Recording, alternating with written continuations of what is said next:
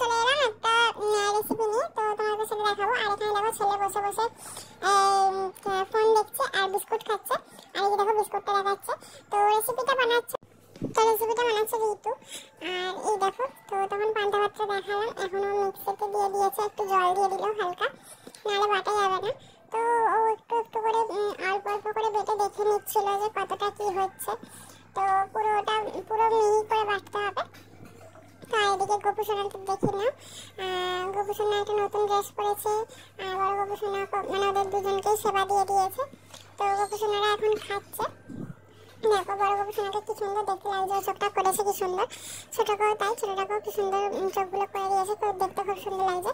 আর এদিকে ফোগলা দেখো, তো এখন দাঁড়িয়ে দাঁড়িয়ে খেলা করছে। দেখো সকাল সকাল ওর এখন চান করার ভূত চেপেছে মাথায়, সেজন্য এখন গামলা নিয়ে বাইরে ঘরের মধ্যেই ঘোরাফেরা করছে।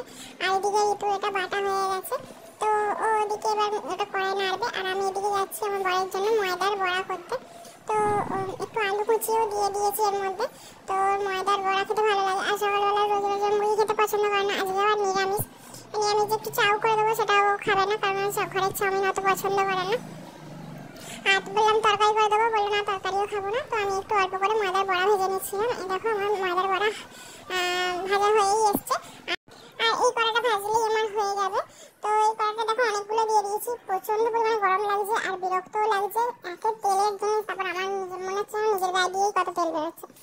তো যাই হোক, অনেকগুলো হয়েও গেছে, করতে গেছিলাম অল্প, হয়ে গেছে অনেকগুলো। তো কিছু করার নেই, বাদ দাও, সবাই খাওয়া হয়ে যাবে। তো আমি বাদে সবাই খাবো। এখানে দেখো মাকে একটু দিয়ে দিলাম আর ঋতুকে একটু দিয়ে দিলাম, কারণ ওরা দুটোর বেশি নিল না, কারণ ওরা সকালে এগরোল খেয়েছে। তো চলো বন্ধুরা, ওকেও দিয়ে দিলাম। আজকের ভিডিওটা এই পর্যন্ত, টাটা।